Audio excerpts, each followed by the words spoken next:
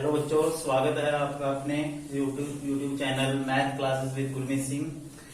तो हम जो थर्ड चैप्टर शुरू किया हुआ था हमने दो चर वाले रैखिक समीकरण, जो हमारी रैखिक समीकरण युग्म होता है उसका ग्राफीय रूपांतरण, ठीक है, और बीजगणितीय रूपांतरण आपने अभी तक सीखा।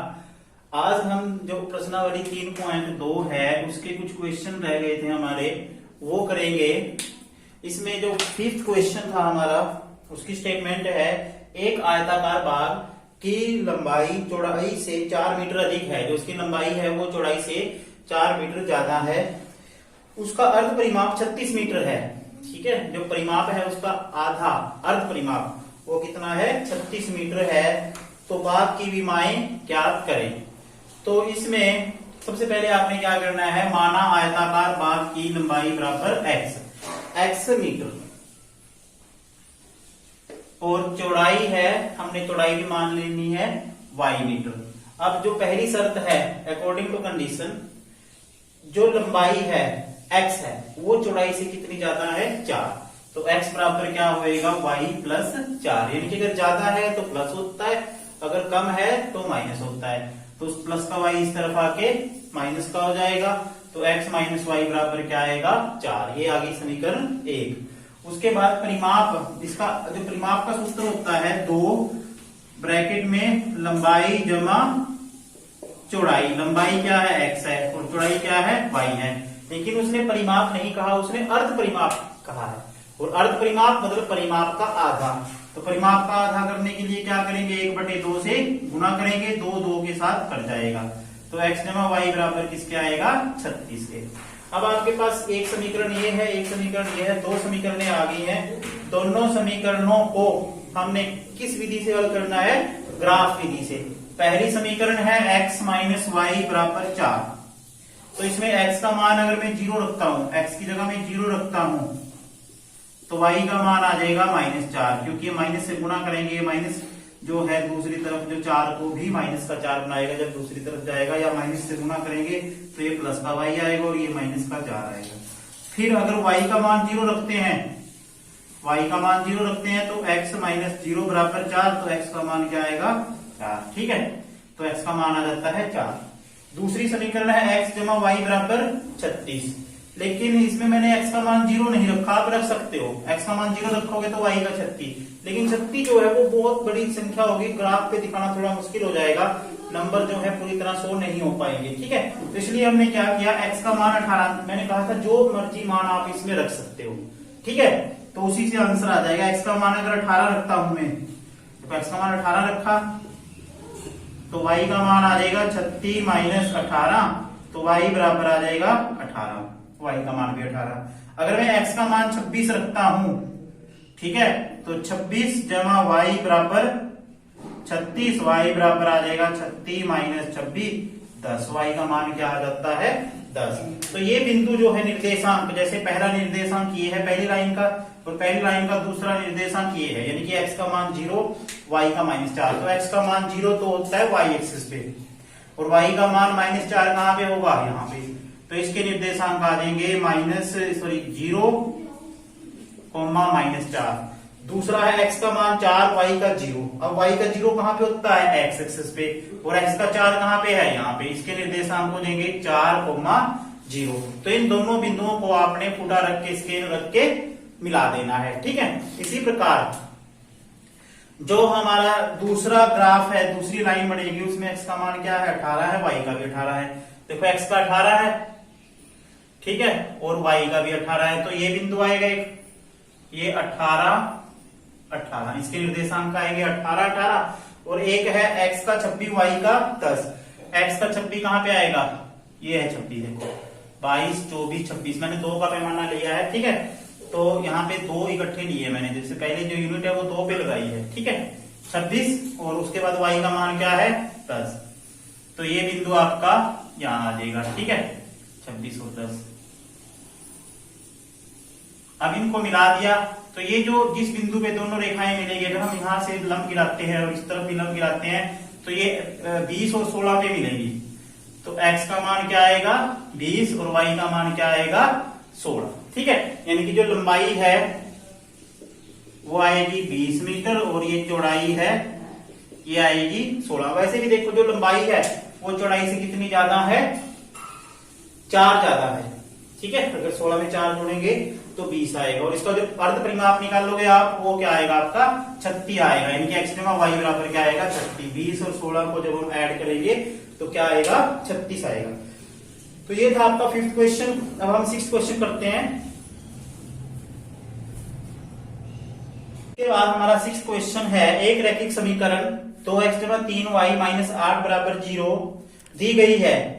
दो चरों में एक ऐसी रैखिक समीकरण लिखनी है ताकि प्राप्त युग्म का जो ज्यामितीय निर्धारण है वो एक प्रतिच्छेदी करती हुई रेखाएं हों, नंबर 2 में समानांतर रेखाएं हों और नंबर 3 में संपाती रेखाएं हों। ठीक है, तो सबसे पहले आपके दिमाग में ये कंसेप्ट क्लियर होना चाहिए कि प्रतिच्छेदी रेखाएं कब बनती हैं।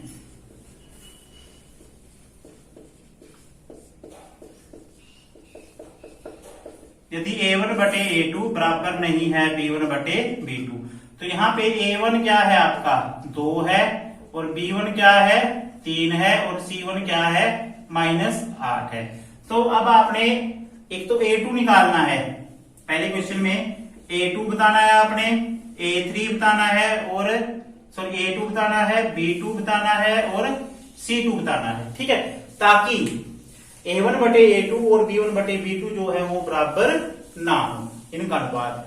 तो देखो हम सब इसमें आप जो मर्जी ले लो, लेकिन अनुपात ऐसा होना चाहिए कि पहले जो रेशो है वो दूसरी रेशो के बराबर ना हो, यानी कि पहला अनुपात दूसरे अनुपात के बराबर ना हो, तभी तो प्रतिच्छेदी रेखाएं बनेगी। ठीक है, तो अगर मैं इसमें 2/3 लिख दूं, यहाँ पे 2/3 करना चाहूं तो a2 का मान क्या आएगा 3 और b2 का मान मैं सपोज करो 3/2 रखना चाहूं तो b2 का मान क्या आएगा 2। तो c2 का मान जो मर्जी रख लो आप 5 रख लो। ठीक है, तो आप देखो a1 बटे a2 निकालूंगा जब मैं, वो क्या आएगा 2/3 और b1 बटे b2 निकालता हूं अगर, वो आएगा 3/2, दोनों बराबर नहीं है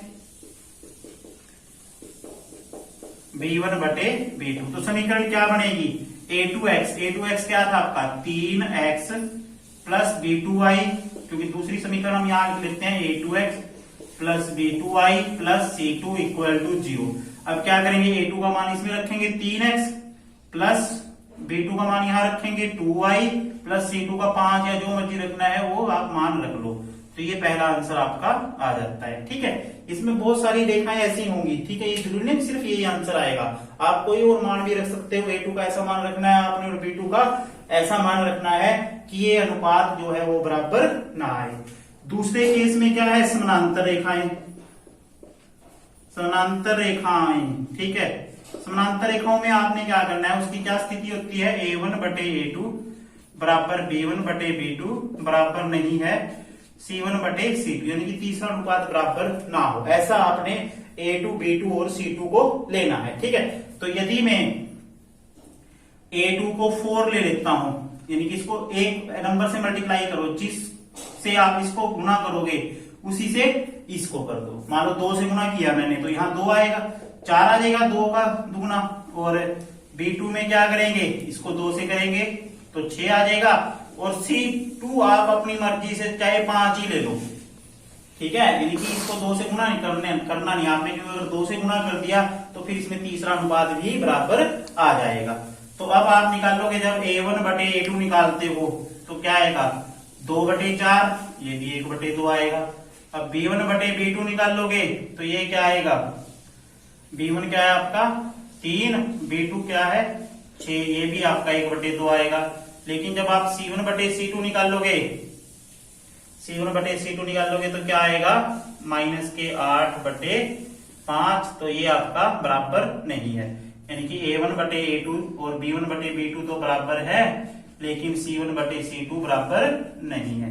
ठीक है, तो इसका मतलब ये कैसी रेखाएं बनेगी समानांतर रेखाएं। और a2 क्या मानना था आपने 4, b2 क्या मानना था 6 और c2 क्या मानना था 5, ये मान इसमें रख दो तो क्या आएगा 4x जमा 6y जमा 5 बराबर 0।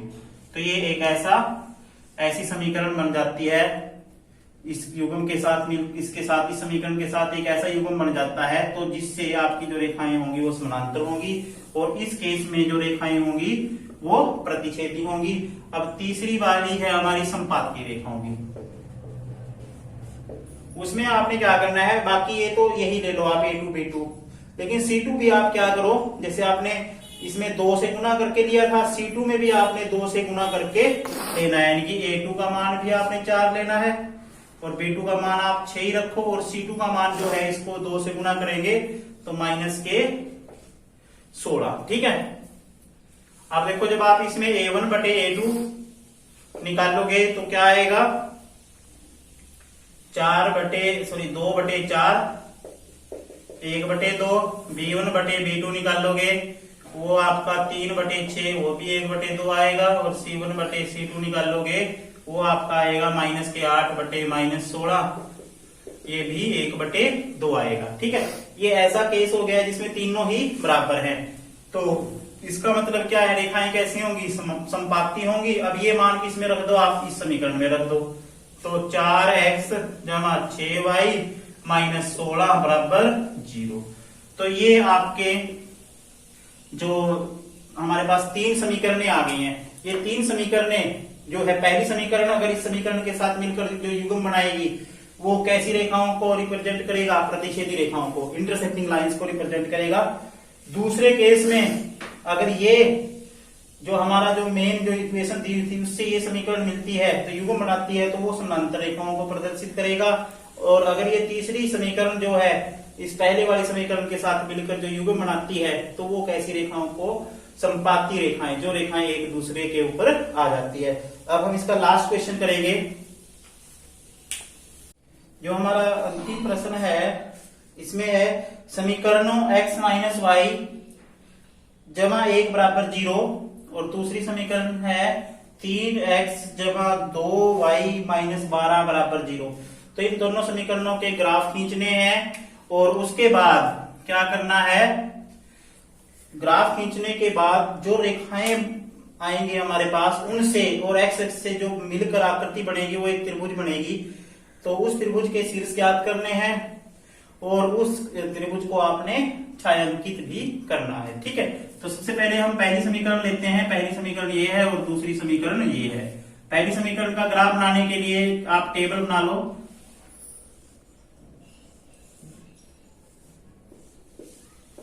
एक्स वाई, इसमें अगर मैं x का मान 0 रखता हूं, x का मान मैं 0 रखता हूं, 0 माइनस वाई जमा 1 बराबर 0, तो y बराबर क्या आएगा 1, y का मान क्या आएगा 1।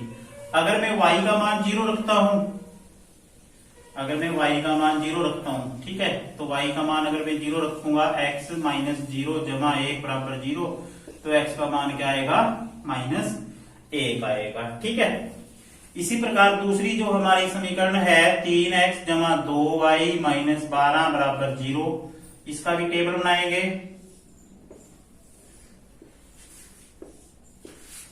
एक्स वाई, अगर मैं इसमें x का मान 0 रखता हूं तो 0 रखेंगे, 3 गुणा 0 जमा 2y बराबर 12, तो ये तो 0 हो जाएगा, y बराबर क्या आएगा 6 आ जाएगा। और अगर मैं इसमें y का मान 0 रखता हूं तो 3x बराबर 12 और x बराबर क्या आएगा 12 बटे 3 क्या आ जाएगा 4। यानी कि अगर मैंने y का मान 0 रखा है तो x का मान क्या आ जाता है 4। तो हमारे पास से निर्देशांक आए हैं। पहली जो लाइन है उसके निर्देशांक x का 0 y का 1, x का 0 ये है और y का 1 कहां पे आएगा, यहां पे आएगा। ठीक है, और दूसरे में क्या है x का -1 और y का 0, ये मान आ गया ना, x का -1 y का 0। इन दोनों मानों को आप ऐसे स्केल रख के मिला दो और इसके लाइन के ऊपर लिख दो इसका नाम x माइनस वाई जमा 1 बराबर 0। अब दूसरे में क्या करना है, x का 0 y का 6, 1 2 3 4 5 6, ये x का 0 y का 6 यानी कि 0 6 यहाँ पे आएंगे और 4 0 कहां पे आएंगे, x का 4 1 2 3 4 और y का 0। इन बिंदुओं को भी आपने मिला देना है। ठीक है, तो ये आपकी दूसरी लाइन आएगी। इसके ऊपर लिख दो आप 3x जमा 2y माइनस 12 बराबर 0। ठीक है, ये हमारी दो समीकरणें आ गई हैं और उनका ग्राफ हमने बना लिया है। ठीक है, दो रेखाएं जो हैं एक्स अक्ष के साथ मिलकर ये त्रिभुज बना रखा है। ठीक है, ये त्रिभुज है और इसमें देख लेना है कहां पे मिलेगा।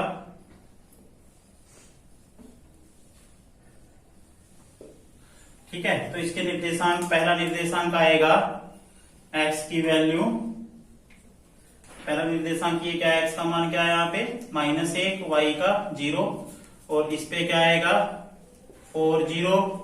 और उसके बाद इसका मान आपने क्या करना है, जहां पे ये दोनों मिलेंगे, ठीक है, वो बिंदु आपने देखना है कि x अक्ष पे जैसे 2 पे है। ठीक है, x का मान अगर मैं 2 रखता हूं तो y का मान क्या आएगा 3। ठीक है, 3 पे मिलेगा ये, तो इसके निर्देशांक आएंगे 2 3। ठीक है, तो ये आपने क्या करना है,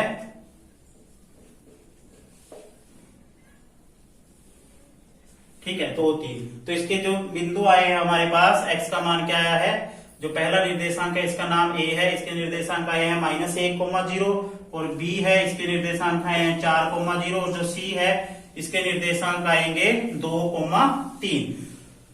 तो ये प्रश्नावली आपके यहाँ पे कंप्लीट हो जाती है। आज की वीडियो में बस इतना ही।